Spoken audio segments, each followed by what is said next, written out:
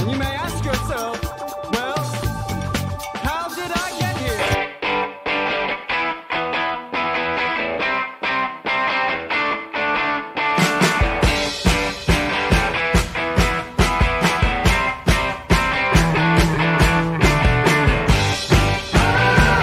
It's time for How Did I Get Here?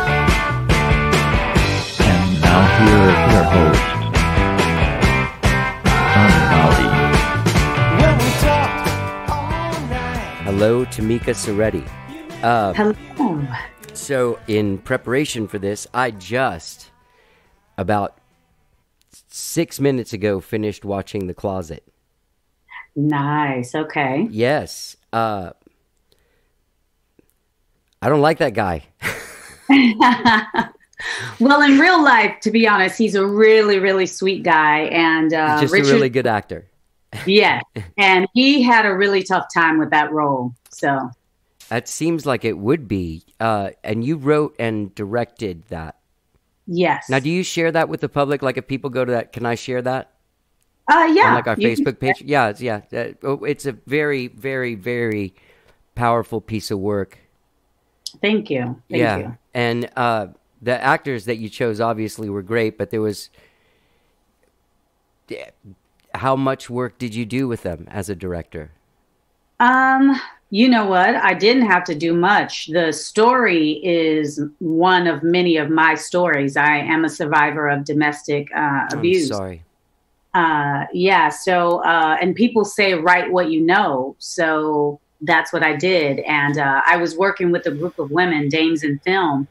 And Monique is a fabulous actress. So, like, in The Closet, when they were having the fight scene, that was all her, you know. She is not afraid to go there. So it made my work easy. Yeah. Yeah. Unbelievably powerful piece of film and writing. Thanks. It says a lot about you to be able to turn an experience into something that can perpetuate change like that. Yeah, you know, as creatives, we have to find some way to work with this pain or these memories that are still living in our body. And it's very cathartic to write it down on paper and then to get it out there, whether I'm doing the acting or I'm letting someone else speak for me. It's very cathartic to then see it on screen and just to have people, you know, say, wow, you know, to it. So I had to do that. Was it, did you make a choice not to play the part? Yes, because this was my first time directing and I feel like I didn't really know what I was doing, which my girls, the dames, they came in handy because, you know, we brought in so much experience from different people. I did not want to try to act and direct at the same time. Yeah. Yeah, that seems like that would be, especially at that level of having to carry that kind of pain and then quickly check and see if the take was good. Like that, Exactly. That seems like that would be a pretty hard move to make. Yeah. You're also, I was watching your reel. That's what the last things where I watched your reels. You're fantastic. You're also hilarious. Thank you. Yeah. I don't feel like comedy is my strong suit, but it's something that I want to work on. And I guess something that is kind of mistakenly put out there by me because I don't think I'm that funny, but other people say I am. So how as an actor, how do you work on comedy? Like, what do you do to do that? Well, like I'm saying, I feel like I haven't really done that. I just try to find the truth in the scene, and maybe it comes out as comedy, but I feel like I need to really work on it. Like maybe take some improv classes and some comedy classes. I don't know. Yeah. Do you? Which are you talking about? That you found funny? When you were buying weed. Oh, yeah. That's Good Feels on Wheels. And I don't know. I just tried to find, you know, her and her husband, they're just very hippy dippy and Austin-y. Yeah. And so I just tried to like mimic it after some people that I know here, so I guess that did bring the comedy out. I think that being from here is probably, that's why I laughed, because I'm like, I know those people. Yeah. So what a tremendous, I mean, your work, you've done just really amazing stuff. Thank you. Yeah. You've gotten to work on a lot of cool shows. Sorry. Yeah. Well, lately I have, I've been doing this for 20 plus years, and they say it takes 10 years to become an overnight sensation. I'm still working on it. But I just have been trying to, from doing extra work. Then I went to school for theater. I was Indiana University, and did theater, and I still do theater, but television and film is what I want to focus on. And so over the last maybe 2 years, I've really just put my nose to the grindstone. I moved to Atlanta for a little while, got an agent, and I've just been trying to do the work. Yeah.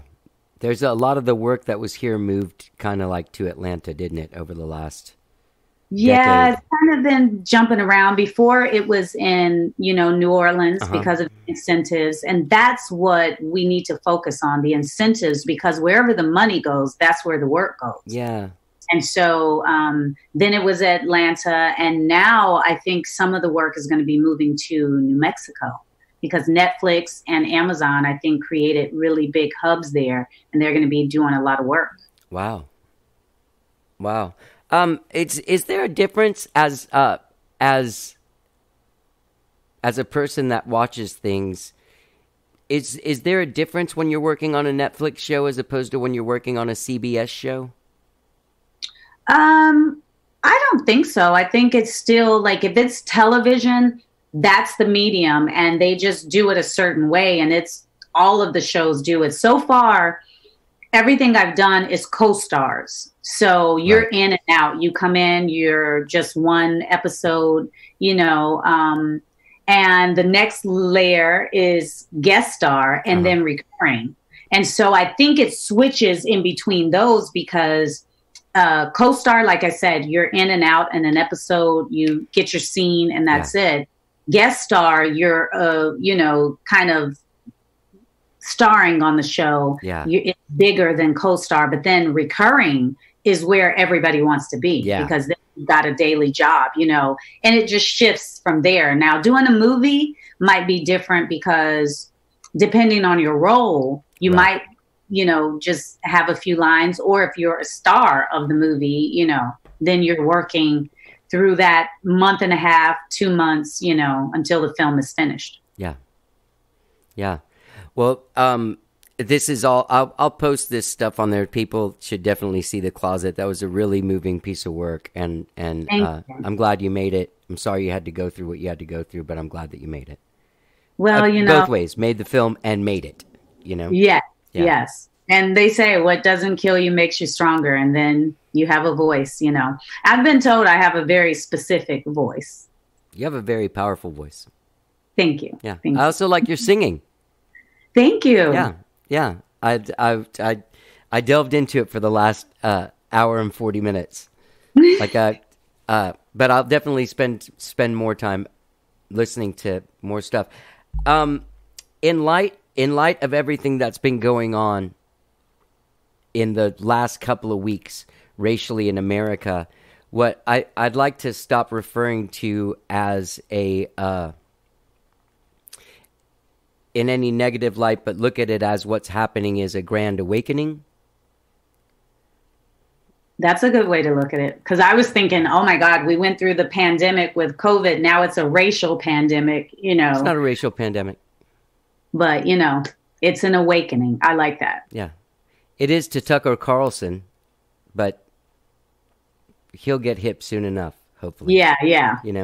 How are you doing through all of this?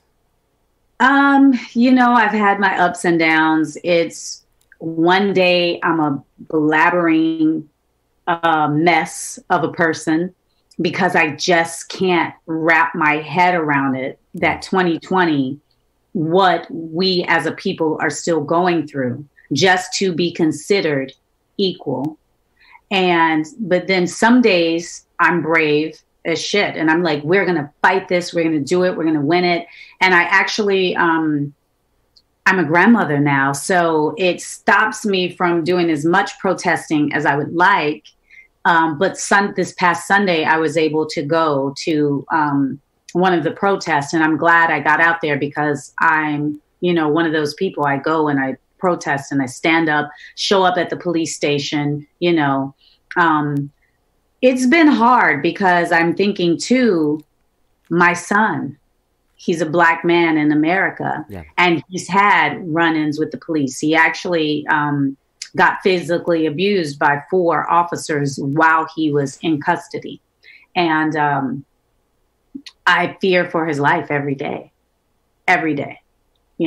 and there's not a moment that I'm like, if he's not answering the phone, I'm like, oh God, what's going on? What's happening? I hope he's okay, and my biggest thing is to pray. And I ask God to disperse his guardian angels to protect him, because I feel like there have been quite a number of times that it's worked. Yeah. But he's a father now, so he has to be okay and survive because he's got a little girl, Yeah. In these talks that I've had with people, so far they've only been with men. There have been 4. I talked to 4 guys. Okay. And when you say you fear for your son because he's a Black male, can you speak to the what the difference is in the sexes and the way discrimination happens? Is it in the same way as it is? Is it more physical and violent for a male and more psychologically? That's the question I'm asking. I think it's both for males because for some reason they are seen as, all these officers are saying, I feared for my life, and they're shooting first and asking questions later. And really, my son, he's a respectful kid, he's yes, sir, no, sir, now he does have a certain attitude about the police because he's actually, when he lived in Atlanta, he got pulled over and the cop put a gun to the back of his head and said, I could blow your brains out and nobody would give a shit. So he's met with this, instant, I don't know what it is, hatred or fear or whatever, whereas a lot of times when I get pulled over, I don't think they see me as a threat. So, it's not guns blazing first. So for men, I think it really is, it's more of that psychological and physical threat to them. Yeah. From the little, a little background on me, I don't know if I told you this on the phone, but basically this has only been going on for me for like a week and a half, sort of like really seeing these things, and trying to educate myself and all of that. And one of the things that I saw was 13th, the documentary. It seems like it's just been programmed through our time, like these guys are coming to get you. Well, yes. I mean, if you think about it, and if you do the research, and that's and I'll have to do a little sidebar. African-American people are going, when people are saying, oh, well, what's going on? This is happening. Have you not been awake? Like 401 years since slavery began, 1619. And when slavery ended, the powers that be were very upset about it. I mean, we had a civil war because of it. Yeah. And that's amazing that it was America's only civil war that we have had. But when that ended, then there was the 13th Amendment, and that ended, you don't get any more free labor, but this is what we're going to do. If you are homeless and you are Black and you are standing on the corner and you are doing this, slavery is abolished except for this one thing. if you get arrested and you become part of the jail system. So then they realized, holy shit, we can't get any free labor to pick our, oh, I'm sorry, I said. Oh, you can say anything you want. Okay. So we can't get free labor, but this way we can. So let's now start arresting people. And that became, and it's so many things on top of another systemic that are happening. The war on drugs. Why was that created? Then you've got, the school to prison pipeline. Now they've got our children involved, and they are victimizing them and making them criminals at a young age. And it's just one thing after another piled on top. And so how is a group of people supposed to pull themselves up by their bootstraps when you've got this many years of slavery? Then you institute the 13th Amendment, right. And then you institute the prison, complex, and then the school to prison pipeline, because there were actually officials who got in trouble for judges. When a child would come to their courtroom for something menial or whatever, they would be getting paid under the table to convict this child and send them to jail. And, it's a hard thing to take, because then there was no restitution. So I'm going to be throwing a lot of things at you. Sure. They promised us 40 acres and a mule for how many years of free labor? We didn't get that. Then we didn't get reparations. And I was watching something yesterday where this gentleman said every other race, the Jews, they got reparations. The Japanese, when they put them in internment camps, they got reparations. Maybe the Native Americans didn't get, because, they got just as bamboozled as we did. Yeah. But, other races, they give them reparations and they make them whole and say, okay, go on with your life. African Americans have never had that. No, they literally cleared, everybody should get some sort of reparation. You're not saying that none of those people should have gotten reparations. You're just saying, you guys, why didn't you get any? Right? Exactly. That's what you're saying. And you know what? Some people equate reparations with cash. Right. We want our money. But how about the United States is sorry we did this to you. Yeah. The United States should, do something for you. And we don't want them to coddle us, but at least acknowledge, like right now, Texas was trying to release a school book where slavery was totally, they're like, oh, they were indentured servants. And, it wasn't as bad as people say it was, and this and that. Like, are you serious? Like, now they're really trying to just erase it from the rolls and the history books. Come on. So it makes it hard to, being an American, and I'm ex-military, I served my country. It makes it hard on one hand to still pledge allegiance and then know that, me and my people are not being treated well. Yeah. Yeah. It's hard. It's the way that it's been talked around and kind of like pushed into the corners and shoved into the cracks so that we don't discomfort ourselves.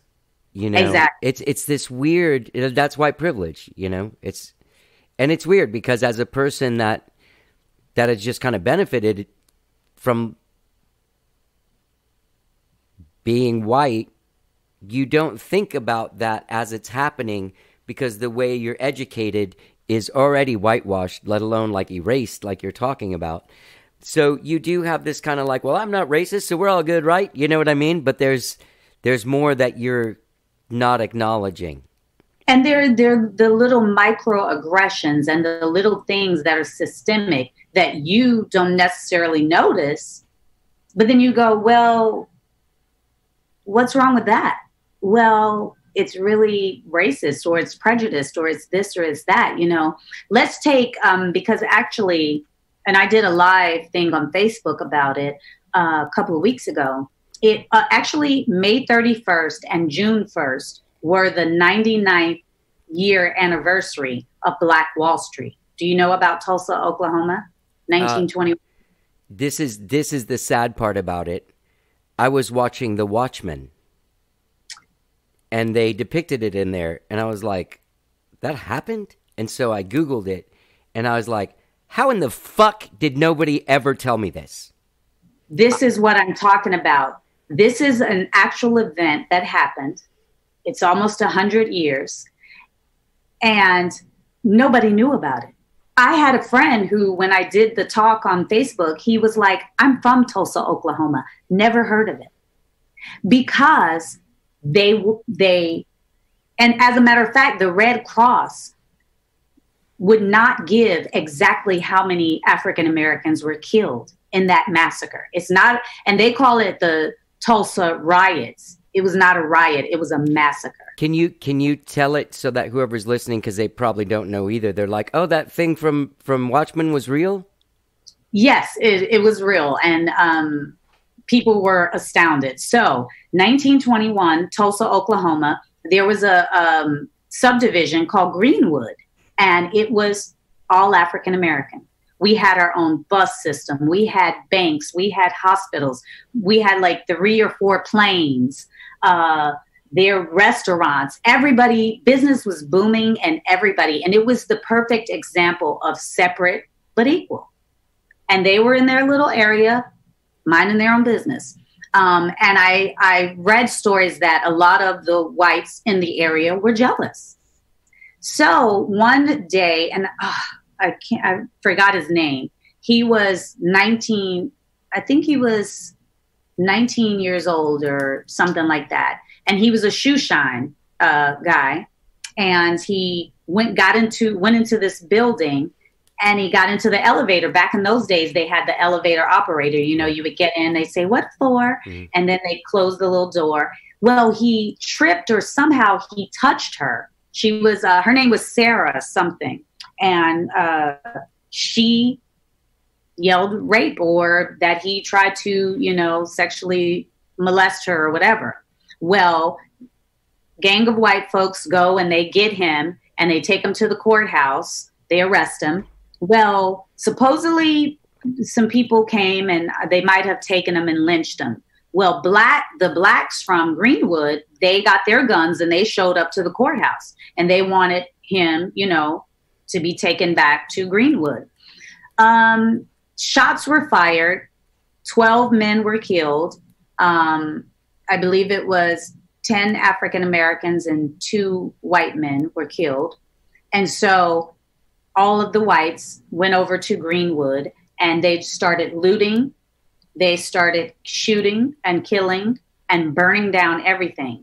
There was even a incendiary device, AKA a bomb, dropped. From a plane, right? From a plane. Yeah. It decimated the whole of Rosewood. Now, on the research, and God, I don't have the notebook. Let me see if I have it.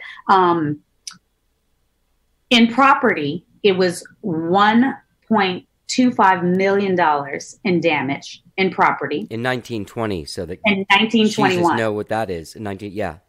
Yeah. And then it was $750,000 in personal property that was looted, which in 2019 they equated at, you know, inflation, that it was $32.25 million. That's what that $750,000 in personal property would have been. Right. And then the lives lost. They say it was 36, but if you're looking at, God, I don't know, 20, 30 some odd blocks, and mostly everybody was killed. And that's a lot more than 36. It had to be a lot more than 36. So that's what happened in the 1921 massacre. And so I think to myself, white privilege on top of the wealth that trickles down from generation to generation. Can you imagine that much in property, that much in personal, Right. real estate trickling down in the Black community? Because and please do some more research, because I won't stop. there's at least 6 other communities that this happened in. Rosewood in Florida was another Black sustaining community where whites came in and they killed everybody, tore everything down. And there's about 5 others. I can't tell you right offhand. I have them written down somewhere, that this happens. So, and it happened. They never put it's nowhere in history. No. I mean, there is some footage, like I posted a video of it, some footage of the neighborhood of Greenwood before all this happened, but they didn't teach it in schools. People just don't know about it. Even people who are from Tulsa, they don't know about it. And why is that? 5 months into 2020, they are now recognizing that this tragedy and massacre happens. And they just started teaching it in schools in 2020, almost 100 years later. Yeah. So, it's a bitter pill to swallow because of all of these things. And to know that our ancestors in the 50s and 60s got sprayed with water hoses, got dogs sicked on them, got beat with batons just to be able to sit at a counter in a restaurant. And here it is, 2020, and we're still fighting for the same thing. Yeah. There was another thing I was watching the other night along the same lines, where in the documentary they said, and of course Mississippi didn't ratify the 13th Amendment until 2013. And then I was like, no, like that can't be. And I looked that up and just like, how do you have this constitution where all men are created equal? And that's really not. No. Because the powers that be, the people like Trump in office right now, and him being able to, put Supreme Court judges Yep. who are going to do his bidding and do things like that and pass these laws that are just not going to benefit the people who really need it. And it's amazing to me that in 2020, it literally took a man on the ground with a knee in his neck for 8 minutes and 37 seconds. And, I feel like the only reason people really had to watch it was because we were in a pandemic. And what are they going to do? So everybody's at home. They're not going about their daily lives. Yeah. They're not, they had to watch it. So there was because when it was happening before, Alton Sterling, Eric Garner, all of these other cases, Philando Castile, when it's happening, people living their lives. They're just like, oh, well, and it drives me freaking insane when they go, well, what was happening before the tape was rolling? What did he do? Well, maybe if he just didn't resist or whatever. But now you had to literally watch Floyd with this guy on his neck, with his hands in his pocket and a smug look on his face. And all of these other cops kneeling on him and standing around with their thumbs up their butt. Yeah. So you see it and it didn't matter. Like, people are still trying to say, oh, well, he might have been doing this. He had drugs. He was doing this. No, you literally had to watch it and see it with your own eyes. And Right. I think that this is what white America needed. Right. Yeah. Unfortunately. And,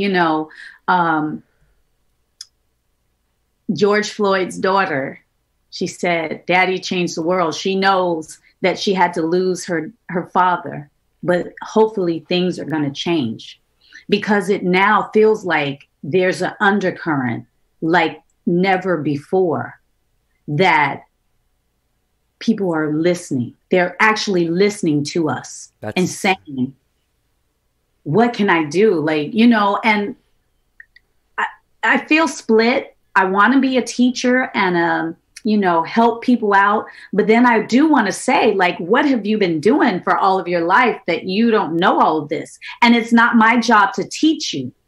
You're the people who need to know these things so that you can affect change. Right. Right. And thank you for taking the time to do this with me. And you're welcome. To form an audience. And I do know it's not your job. And I appreciate it. It's not, but it is. Yeah. And, you know, I grapple with that a lot, that I am a teacher and I do have to do this. Yeah. Well, thank you. You're welcome. Thank you for having me. Good. We're not done or anything. I just wanted to extend a hand. I think I would shake your hand or hug you in some way if that was still okay. I know. It sucks. I'm a hugger. Me too. I haven't hugged anyone. It's weird. I have. You have? Are you married? I am. You're, okay. Awesome. So not to totally derail the subject or anything, I'd like to know what made you join the Navy. Well, I'm from Gary, Indiana. Uh-huh. And at that time, I wasn't thinking, oh, I can go to college. You know, my mom was a single mom. There was 3 of us. And I had ROTC the 4 years that I was in school. So kind of by my sophomore year, I decided I was going to go to the military. At one point, it was the Marines. At another point, it was the Air Force. But then I realized that my aunt was in the Navy. And I was like, oh, you know what? And it's going to sound so stupid, but then I saw an officer and a gentleman. I was like, I'm done. I'm going to the Navy. Yeah. And so I joined. I was only 17 when I joined. I had to get my mom to sign, it was pretty tough to get her to sign the paperwork, because she was just like, no, you know, and my brother actually sat her down and said, Mom, she's been planning this since she was in the 10th grade. And my mother was like, what? And he was like, yeah, she's talked about it a lot. And so my mom went ahead and signed, and I got into the early program, although I had to wait until I was 18. And you know what? I tell people all the time, if I could do it over, same time, same place, same friends, I'd do it all over again in a second. Wow. 18 years old, I'm on a ship in the middle of the ocean. I'm going to places like Hong Kong, Singapore, Philippines. Because, I mean, I was from the hood, from the projects of Gary, Indiana. And, I mean, my mom ended up, when I was 10, moving us to a nicer area. But I still was very middle class, you know. What did your mom do? She was a postal worker. She worked at the United States Post Office. She actually retired maybe 10, 12 years ago. She's still around? Oh, yeah. She still lives in the same house that we moved in when I was 10 years old. Nice. Yeah. The only thing I really know about Gary, Indiana is that's where the Jacksons came from. Exactly. Yeah. It's either that or they start singing from the Music Man, Gary, Indiana. Yeah. I'm like, yeah. Mm-hmm. Did you ever do any? So wait a minute. So at that time, when you went into the Navy, where were you at with the arts? You know, I loved to sing. I loved to perform. In high school, I never was allowed into the theater department or theater club or whatever. I don't know. They just were very cliquey. and she had certain people that she liked. I did take some drama classes and stuff like that, but it hadn't hit me yet. It was actually when I got out of the Navy. I was married for the first time. I had my son. And then when I got divorced, because I was like, my mom was strict. Then I went to the Navy. Then I had a husband that was abusive. And I was like, I'm done. I'm doing what Tamika wants to do. And I was living back in Gary. My best friend heard on the radio that they were looking for extras for a movie. And it was starring Halle Berry, Cuba Gooding Jr., Samuel Jackson. And so I showed up at this nightclub with my little headshot. And I was a stand-in for Spike Lee's sister. Oh, awesome. That was my very first movie I ever did. Is that the sister that's in those early movies of his? Yeah. I know you're, what's her name? Her name is Joa Lee. Joa Lee, yeah. Yeah. And so the movie was Losing Isaiah with Halle Berry. And I did my first, like, I was a stand-in, which means you basically say this is the set and I'm going to be Halle Berry acting. When they're moving the cameras and moving the lights, I stand in this spot so that they can measure the camera, get all of the lights, and then they'll say first team in, and Halle Berry will come in and act her scene. Mm-hmm. That's what I was doing for Joa Lee. Mm-hmm. And I was smitten. I was like, Halle Berry was doing her scene, and we were in this warehouse in Chicago, and it was near the airport. So like a plane would come by and they'd be like, cut. And then they do the scene again. And then it was like somebody revving their motorcycle driving down the street. They were like, cut. And she was kind of like, come on. And I was like, I would never get mad. I just do it over and over and over again. Yeah. And so after that, I just, I did a lot of extra work in Chicago. And then once I got to Austin, I was like, I'm not doing any extra work. I just want roles. I just want to be the actress. So you manifested that. Yeah. Yeah. That's amazing. I had this thing, and I wonder, it sounds like you have it too. There was a thing like when I was young. I'm a musician, and I've been in entertainment since I was a kid, and there's just a thing. There's like some kids are like, oh, I really like this show, but I would watch this shit and be like, I want to be part of this. Mm-hmm. And then once I started getting into show business, as in being in a band, playing at a club, the opening of the doors and no one being there, and that weird smell when you come in, the whole like going through the back of hotel things, like everything about show business, that's just kind of like the stuff, like you were saying, like I just being there, I would do it over and over again because I'm just so happy to be here. I am like that about and romanticize every horrible part of it. You know what I mean? Oh yeah. Well, I'm a singer. Uh-huh. I'm in two bands right now. What are the bands? Ready Betty and Blue Vibe. Nice. But my son, for a while, he was a rapper. And Austin is not very, kind to hip hop and rap and stuff like that. So they would have shows where they literally would have like 10 people, and I tried to instill in him that work ethic of still do your show for those 10 people as if you were doing it for 10,000 people, because somebody is going to be watching and they will, appreciate that. Yeah. And you never know who they could be, You never know. Yeah. When did you start performing music?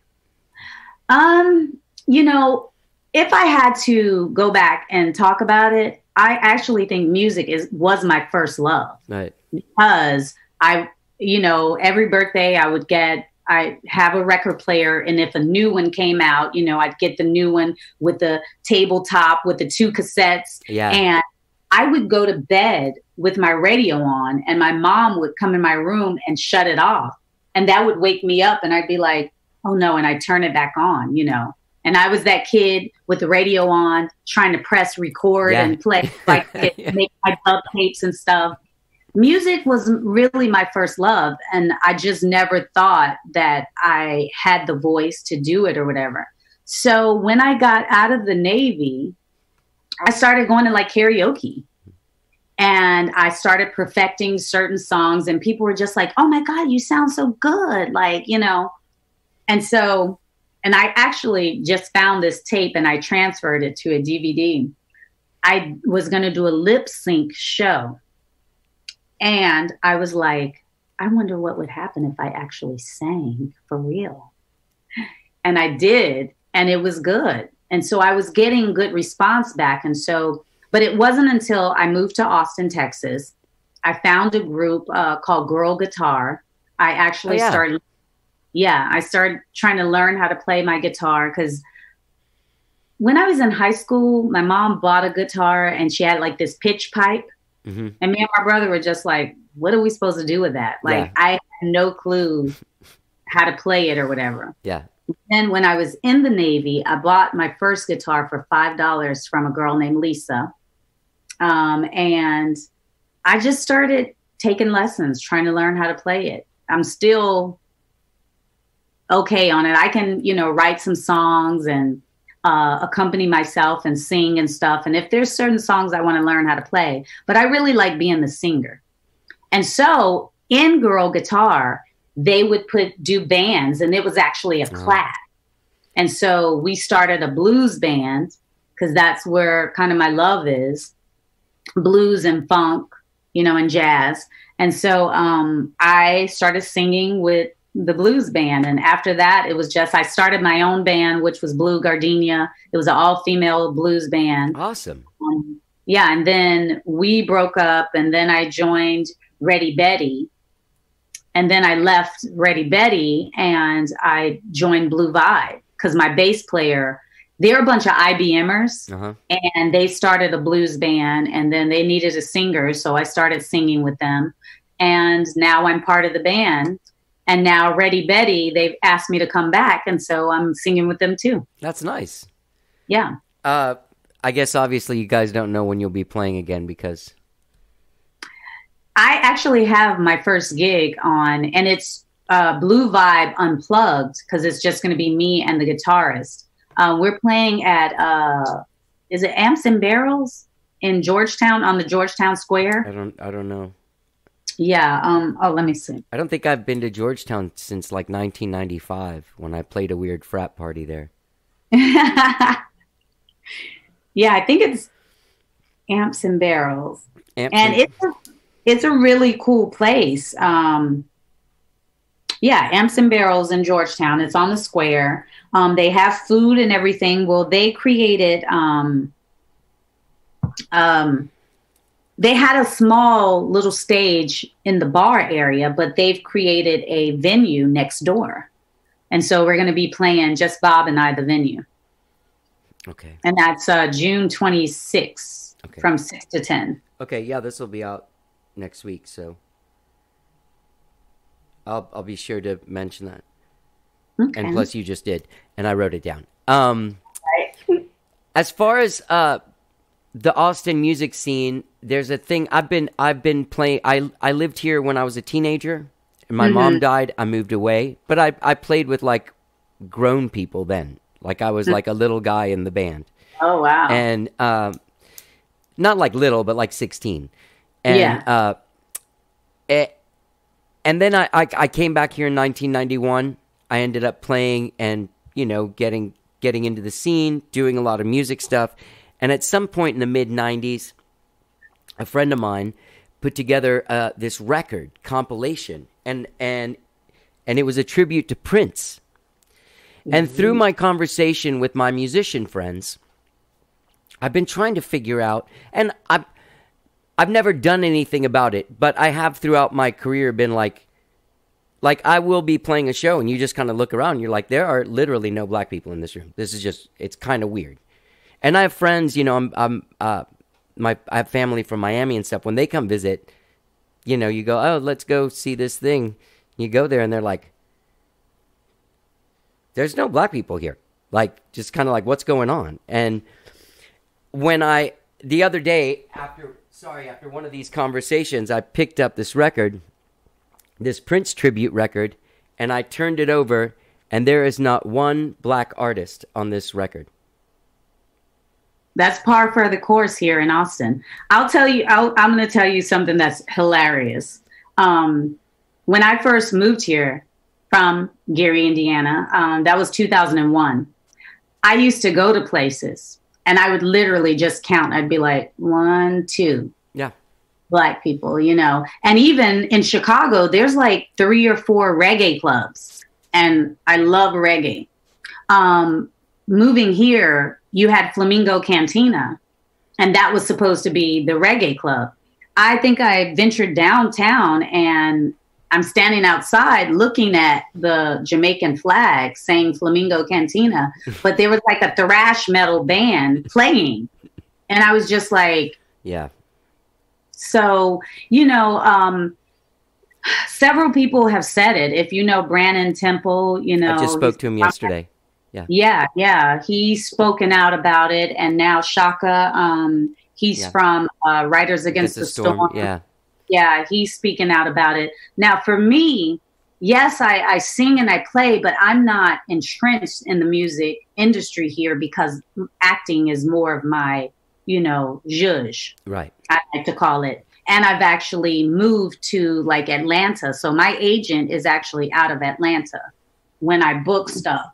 I would love to be more a part of the music scene here, but it's so cliquey, you know, it's like, and there's only room for a couple of them, you know. Tamika Jones, and believe me, she had to claw her way up to where she is. I used to go to her shows where she would like. At the gallery, bake cupcakes for people. She'd be like, y'all come out and see my show. I'm baking cupcakes, you know, and she literally worked really hard, endeared herself, and worked her way up, you know? Yeah. So it's a hard gig, you know? It is a hard gig. I have to say this about Tamika. Black or white, she is a legitimate rock star. Legitimate. Like, she has that thing. Oh, yeah. When she's standing on there that you kind of like, you know, your body kind of like gives up and you start like, you know what I mean? You're just like, I want to be near you. You know what I mean? Oh, yeah. Yeah. Amazing talent and amazing presence. Like, she has that, whatever that thing is, that je ne sais quoi that people talk about, that people have. She's got it. If you haven't seen her, you better go to it. Well, I think she's doing a live stream thing I saw this morning. Oh, so, is she? Yeah, she's going to do a thing at a studio. It's probably going to be super top notch too, which is great. Okay, so I haven't been on social media today quite yet, you know, so I haven't seen her post, but I know she was complaining yesterday about the COVID numbers going up. She's like, I'm trying to get back to work, people. Yeah. So, yeah. It's sad because this is the music capital. Right. And when you come to the music capital, you should see a representation of all kinds of music, even and I'm going to tell you, that's the scene that I was in for a little while, the blues scene. You know, the blues scene is in Austin is nothing but some white guys with guitars. It's not, you know, the real blues players they're just not here, you know? Yeah. And I love me some Stevie Ray Vaughan. When I first came here, that was where I went to go see a statue. I'm like, oh, I love Stevie Ray Vaughan. But Stevie Ray Vaughan would not have been who he was if it were not for the black. Yeah, there's no Hubert Sumlin statue. Where's that statue? You know, yeah. I know what you mean. What about Pine Top Perkins or, you know, any of these people? Yeah. WC. So, Miss Lavelle. Yeah. I would like to see a Miss Lavelle statue somewhere. Honey, yes. I live for her, honey. Yeah. What do you in the things where you're singing? You obviously like Amy Winehouse. Yes. Yes. Who are some of the other people you connect with musically that inspire you? Early on, Beth Hart was one of, and me and some of the girls in the Ready Betty were just talking about her. I love her. I love her voice. But, you know, I'm Nina Simone Any Given Moment, Any Given Day. I sing a couple of her songs. Wow, let me see. You know Prince. Yes. Prince is a huge influence. Him and Michael Jackson. And I kind of go between because I'm from Michael Jackson's hometown. I grew up 3 streets over from where he lives. But then, and Michael was more of when I was young. Every birthday I got a Michael Jackson album. Matter of fact, if I go downstairs to my albums, it's probably a lot of Jackson 5, Michael. Yeah. But then in my formative years, my teen years, it was Prince. And it was all of that, So those are 2 really big ones. Oh, what else do I like? And you can find, actually, my son, he was talking to me the other day about music. And it's funny because he's, grew up in the 80s. And he was just like, Mom, I got my love of, hip hop and stuff like that from my dad. But the alternative music was what I gave to him. Because in the 90s, that's what I was, Red Hot Chili Peppers, Dave Matthews Band. And it was hilarious because he had to be 6 or 7. And he's standing up in the car and he's, I don't ever wanna feel. And he knew every single word, So it just depends on Pearl Jam. Okay. Pearl Jam was my shit. And I loved me some Eddie Vedder. So, it just depends. And if you're thinking my uncle actually used to play guitar for Coco Taylor. Oh, he really? He was her guitarist and her musical director for about 6 years. Wow. It was Michael Robinson. They called him Mr. Dynamite. Oh. And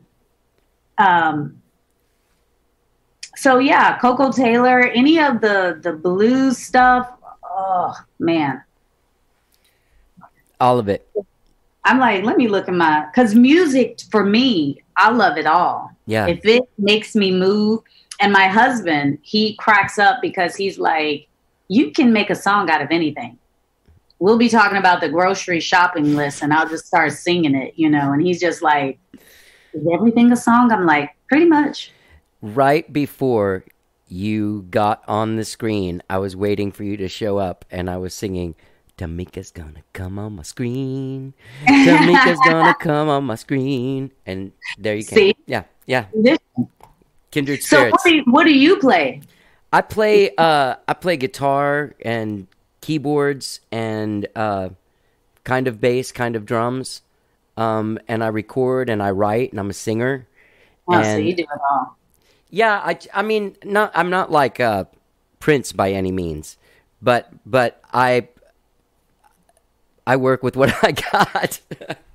But I'm more of a songwriter and a singer more than like an instrumentalist or anything like that. Yeah. I mean, we all got to work with what we got. I got sick. When was it? And I must have been sick for 2 weeks. And I was in bed, and so I just had my laptop, and I taught myself how to do GarageBand. Oh, that's and awesome. I actually created some songs. I actually wrote lyrics and went and recorded them. And, being a friend of mine was like, are you a singer who acts or are you an actor who sings? And I was like, oh, do I have to choose? I'm like, okay. So I think I'm an actor who sings. Wow. And I do want to come out with a CD. I've recorded about maybe 4 or 5 songs. What about Blue Vibe and Ready Betty? Do they make records or no? Ready Betty has some original stuff. Blue Vibe, we just play, covers and stuff. Although we have 2 of my originals awesome. that we do. I wrote a song called Silk's Funk Factory, and it's about my mom. But Adrian Casada produced it. Oh, really? Yeah. And so then the other one is Out Your Mind, and it's a kind of bluesy song. And it's I recorded it over at Trend Smashers with Ray. I've never been there. With Ray who? Ray Sr. I don't know. His name is Ray LaManna. I don't know. But it's his house. He just, We've all. I was gonna show you. You can't see it but there's my piano, my recording stuff, organs, guitars, back in that corner, bass and stuff behind me. So it's. I like the home studio. I'm very comfortable in that way. If I took you down to mine, you wouldn't believe. Like, I don't even play all this stuff, but I have keyboard. I have a stand-up piano. Then I have a bass. I have 4 guitars. I have congas. I have an electronic drum set. I used to play a little drums in a girl guitar for the folk band. Okay. Who was your teacher in that? Like, who was your Heather and Mandy. Mandy Rowden. Yeah, Mandy's the owner and creator of it. And so, but a lot of it was Heather. And then, Jane, what is Jane's last name? She did the bluegrass and the blues group. I don't remember Jane's last name. So, what do you have, like, what's on your plate for the next couple of months? I've written it was my idea. I had a friend write the short film, but I think I'm going to turn it into a series, and it's called The Heist. Oh. And, we're working on that. I'm with a different group called Black Lady Filmmakers, and we're going to flesh that out, I think I might want to pitch it to Netflix. So we'll see about that. I'm actually going to write another short film, and it's pretty much has to do with all of the racial tension that's going on right now. 2 best friends, one's black and one's white. And the white friend is pretty much clueless. Like, she's going to have that awakening of what I'm going through, all of the microaggressions and all that stuff. Yeah. 2020 was supposed to be about me doing a feature, a short film, and releasing my EP. But alas, the dreaded Corona. 2020 has not been kind to us. It's just like, no. Yeah. Well, I mean, you turn everything upside down. Yeah. It was already kind of halfway upside down. So that was, it was like, well, we just need to push it a little bit more. We'll be upside down. Yeah. Yeah. I'm drawing a blank on the Netflix show that you were on most recently. Oh, Outer Banks. Outer Banks. Is that filmed here? No, that was filmed in South Carolina. Okay. 'Cause I have some friends from here that had music in the show. So I didn't know if there was some kind of thing here. It was just happened to be, I guess, just happenstance. Oh, who was it? The Bell Sounds. Oh, yeah. No, yeah, that was, if people who know me, if you could tell by my hair, because I had straightened it in the show, and the humidity was just like, so my hair wanted to go back curly. But yeah, it was hot and it was fun. Yeah. Good. So with this screenplay that you want to write about the racial stuff that's going on, about the friends needing the awakening, have you started on that at all, or just kind of like outline? How do you do that? For me, a lot of times a lot of stuff is in my head, and I started writing out just what I wanted to do with it in the first scene. I talked with a friend, the one I want to play my best friend in it. And so we were just throwing ideas back and forth. But usually if I know what I want to write, sometimes I can just sit down and bust out a script, in a couple of hours. But sometimes it takes, like The Closet, because I was working with a group of other women, there was opinions about, hey, you should do this, and hey, you should do that. And it kind of stopped my creativity. And I was just listening to all of these other voices, And so I had to kind of put it down and step back from it And ultimately it was like, what is the story that I want to tell? And so then I got back to it, and, you know, it maybe took me about, I'll say 2 or 3 months to write that, The Closet. And my other short film, it's on childhood bullying. And I don't know if you saw that one. It's called Drama. But no, but I'll watch it. That one is basically just a scene from what should have been a feature film. And I never went back and wrote the whole film. I just had an idea of this is what's going on. And my friend at the time who actually filmed it, he was like, listen, you've been talking about this film for 3 or 4 months sitting on my couch. Let's just do it. And so that was literally on a maybe Wednesday. He said, let's just do it. Friday, we went to dinner. We talked about it. By Monday, we had it cast, and then we shot it. Wow. Yeah. So it moved fast. Did you have any kind of like screenwriting training? No. My brother is a professor at in Fort Wayne at Indiana Purdue University. Uh-huh. And he is an English professor. Okay. And so literally at that moment, what I did was he had sent me a script before. I just was looking at, and I didn't have any screenwriting program or anything. Yeah. I copied what he did, like the actions and stuff, and then the characters, and that's how I wrote my first script. I've heard that story so many times. I went and got, because we all have stories, you know, we have a story, and I feel like I have this story that someday I'm going to try and sit down and commit to writing it out in that long form. So I got like the Sid Field book, you know, on screenwriting. Yeah. That's kind of like people go like, oh, you don't have to go to screenwriting school, just get this book. I don't think it's really like that.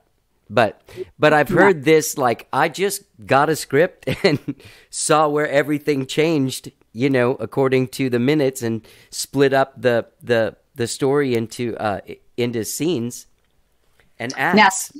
Now since then, I have taken screenwriting class. Okay. And I have screenwriting software, which makes it so much easier because, you know, you just put in, you know, do your little command option 8, you go to the action, then you go to the characters, and it'll remember the character's name. Yeah. When you start typing in, it just puts it in. And I'm like, thank God, because at that time, I think I was doing it on like Microsoft Word. Right. And you got, you know, tab. And if you're doing it like that, you need to know the margins. You need to know like how everything goes. And I didn't. Right. I actually had a guy that I wanted to direct one of my shorts. He was like, you know what, I can't get past the grammatical errors on this, and I'm just going to have to pass. And I was just like, okay. And shame on him, because like you know, it's not like they're the Oscars, but all of my shorts have won awards. Yeah. So, yeah. As far as like, what about what do you feel about the race situation in the film industry?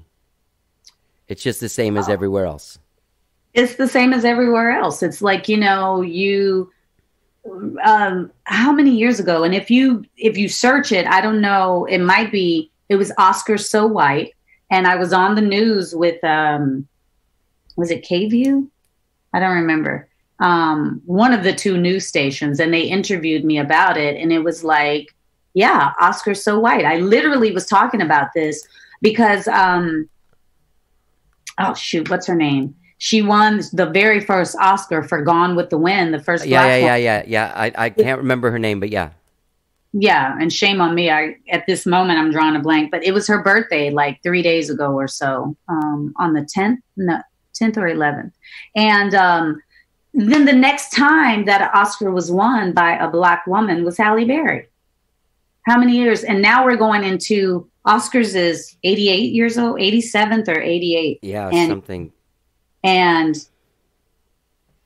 And don't tell me, like, with all of these badass actresses, Angela Bassett, Alfre Woodard, you know, now Viola Davis. Come on. And what does it take to get recognized for your work? And, you know, then Halle Berry, the one Monsters Ball that she won for, it was like a stereotypical role of what they think Black people are, just like Denzel Washington. He didn't win for Malcolm X, but he won for Training Day. Right. Come on, you know. Yeah. So He didn't win for Philadelphia when he played a lawyer. You know what I mean? Yeah. Any of the other movies, you know, that he could have won for. And Can I ask? Oh, sorry. I want you to finish your thought. no, I was just taking a breath. Like, I'm sorry, and I'm not. I'm just laughing out of like, I know it's crazy, right? yes. What do you think of like what do you think of like HBO taking Gone with the Wind off of their platform? You know, I don't know, because I think it's a really good movie and depiction of what, you know, and it's Scarlett O'Hara's story, you know. So I think some of the stuff is knee-jerk reaction. Yeah. And yeah, you want to show that you're with us and you want to do something about it, but leave that alone. That's in the past. That's, you know, Gone with the Wind. Everybody knows the movie. They know it was racist. Just like The Song of the South. No, I haven't seen that. My girlfriend was talking about that yesterday. She's like, you got to see that. What's the other one that's the most racist one? Jesus Christ, I can't think of anything right now. I don't know. I'll have to think. Let me see if I can think of it. But sorry. Do what you need to do right now. Make casting more inclusive right now. Right. Make Black stories more important right now. Greenlight those stories, no matter what they are, because we as a people, our diaspora is so deep and wide. And we don't just have stories about drug dealers, prostitutes, you know, Precious, you know, sexual abuse. We have rich people. We have, you know, people who are out there doing amazing things with their lives. And those stories need to be told. Right. So give us the you know, green light on telling those stories. Right. And don't make it just have to be about if I have a star in my movie. Like, right. I'm Tamika Soretti. I can't afford Viola Davis or Denzel Washington. Right. But I can find an actor just as good and still tell that story. Yeah. That's what we need Hollywood to be doing right now. Yeah. Yeah. And that's what I was going to ask. Do you feel like... Birth of a Nation. I'm sorry. It came to my head. That's the one that they talk about in the 13th. Yes. I thought you wouldn't be able to find that movie. What I was going to ask is that it seems to me like there is this, hey, we'll do this grand gesture. But is HBO doing that so that they're like, don't have to focus on hiring Black producers, having Black stories? You know what I'm saying? Like, is that a smoke? Exactly. Like, hey, we did this. What? And you know what? Honestly, as an actor, as a filmmaker, that gesture means nothing to me. I could give a shit less about you taking Gone with the Wind off. That's what I was wondering when I saw that in the news. I was like, the first thing that hit me was they're literally taking the movie that has the first Black Oscar winner. Like, exactly. They're taking that away. Like, that's unbelievable. And, unfortunately, like you said, those grand sweeping gestures are going around a lot right now. And that's not what we need. We need accountability. We need some action. We need, just like Shaka was saying, he wrote out a plan of what Austin music industry needs to do for Black people right now. And that's what we need from Hollywood for Black people right now. Like, we need in this current moment, we need our stories told. Yeah.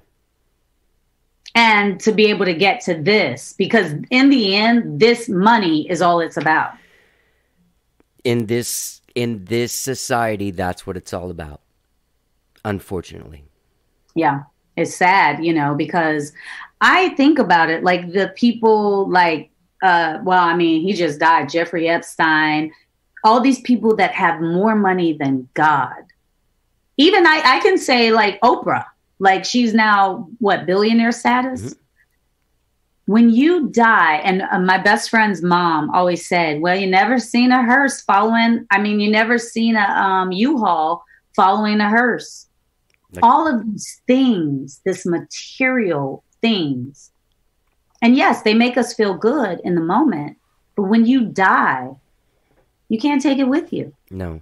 So what is the point of having all of this money and not helping other people and not doing good in the world? My husband, he's from Peru, so he's not really American. And although he's been here a long time, a lot of stuff he doesn't understand, and he calls me a socialist a lot. So my father's been calling me that lately. Actually, he's been calling me a communist. Oh, Lord. Sorry, go ahead. So he calls you a socialist. Yeah, because I give to a lot of charities. I help a lot of people. I do a lot of things. And he's like, babe, and I'm like, I'm going to give until it hurts, and what good is all this money if I see other people around me suffering? Well, hopefully more people will wake up to that, Exactly.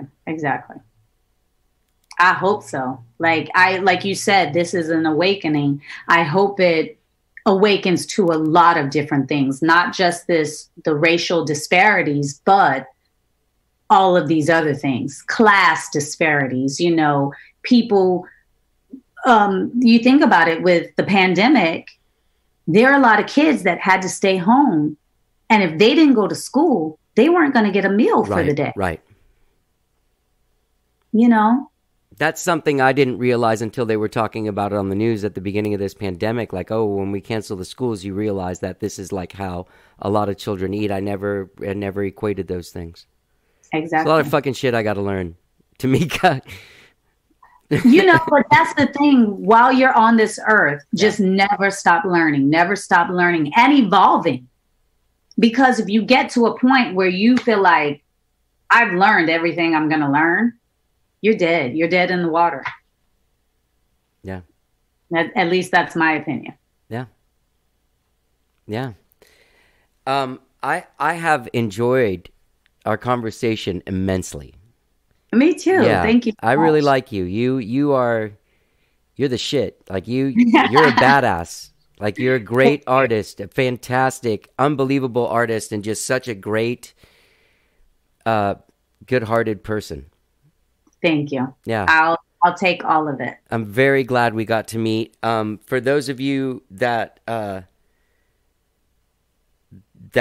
live in the north part of Austin, Georgetown, it's Blue Vibe, right? We'll be playing an acoustic version of Blue Vibe, you and the guitar player, at Amps and Barrels in Georgetown on June 26th. And people can find you at TamikaSoretti.com. You're on the Facebook and Twitters and Instagram and... Yes, all of the things. IMDb. Yes. That's I actually have that. I have the app on the second page of apps on my phone. That's I'm a movie and entertainment nut guy like that. I love that stuff. Good. You know, it was a few years ago, and I was back in Chicago with a friend of mine, and some guy was hitting on her, and he was like, "Yeah, I'm a movie actor," and I was like, "Oh, really? Let's Google. Yeah. Let's go to IMDb." I was like, "You don't have an IMDb page. You're not an actor." Yeah. I have an uncle that was like, "Man, ever since that whole the world of information in your hands, I can't tell people I'm like a rock star. I was that guy that you didn't see playing keyboards with the Red Hot Chili Peppers that night." You know what I mean? Oh, yeah, because we will find you out. It messed up the game. Yeah. Well, thank you so much, Tamika. Really, I've enjoyed this. Let's do this again, hopefully face to face sometime, and talk more about. Maybe we'll get to talk about this next movie you're making. Yeah, Johnny, thank you so much. I appreciate it. Yeah, thanks for doing it. I had a good time. Me too.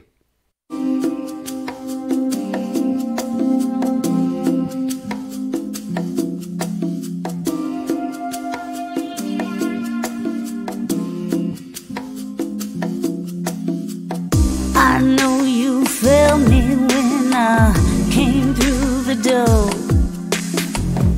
You probably couldn't help it, it's my pheromones. They sailed across the room, slapped you in the face. Now you follow me around 'cause you wanna taste. I can't give you what you want, I can't give you what you need. I got somebody at home and waiting for me. I'm not the kind of girl to spread it all around.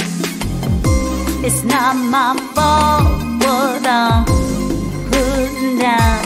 It's pheromones. Now you're stuck like glue, but you need to go away. Me and my girls, we didn't come to play. Just wanna laugh and dance and have a little fun. But you a bugaboo, baby, and I'm not the one.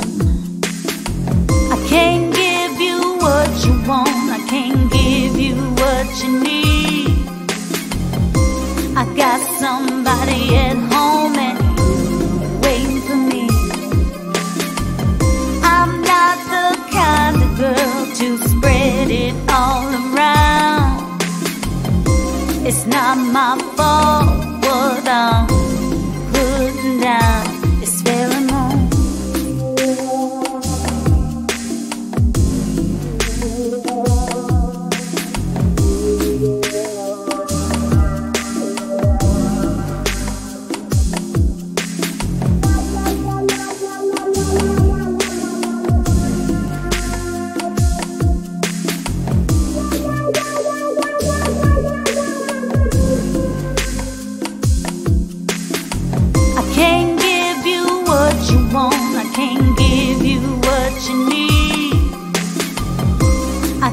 Somebody at home and waiting for me.